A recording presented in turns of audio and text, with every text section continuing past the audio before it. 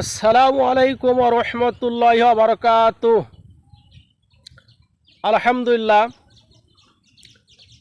আজকে আলোচনার বিষয় হলো, আপনারা সবাই দেখেছেন বাংলার জমিনে কিছু আলেম ওলামা যুবক ভাইরা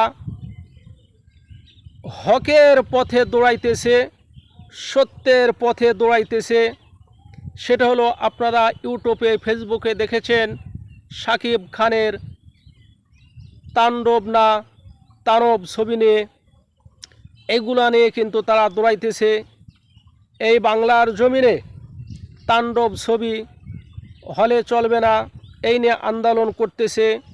আমার যুবক ভাইরা, আমার প্রিয় বন্ধুরা, শুধু এই তাণ্ডব ছবি না, আমি মনে করি যারা আপনারা আন্দোলন করতেছেন, আমি সকলের পক্ষে আছি।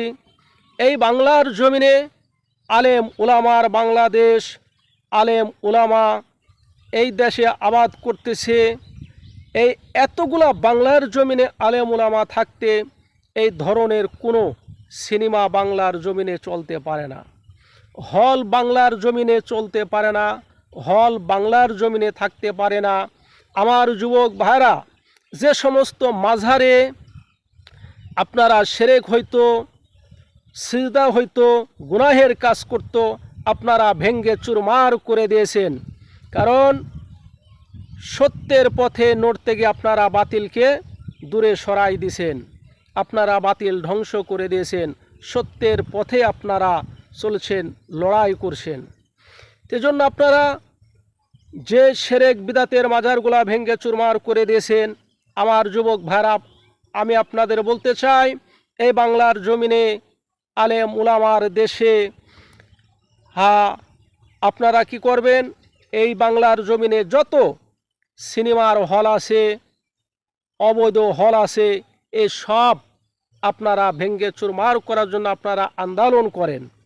আপনারা ডক্টর ইউনূসকে আপনারা জানান, যিনি বাংলার জমিনে যারা উপদেষ্টা আছেন, যারা বর্তমান দেশ পরিচালনা করতেছে, আপনারা সকলে তাদেরকে জানান, এই বাংলার জমিনে এ সমস্ত গুনাহের কাজ করতে দেওয়া যাবে না।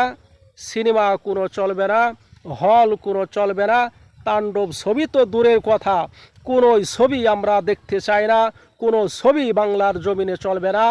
সবাই একই সাথে আপনারা স্লোগান দেন, আন্দোলন করেন, কাজে ক্রমে আমরা দেখাইতে চাই যে বাংলার জমিনে কোনো হল চলবে না, সিনেমা চলবে না।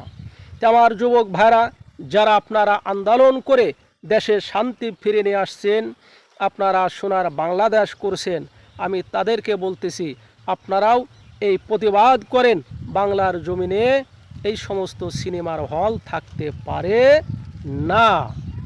যারা আন্দোলন করতেছে, আমি তাদের সাথে আছি ইনশাআল্লাহ।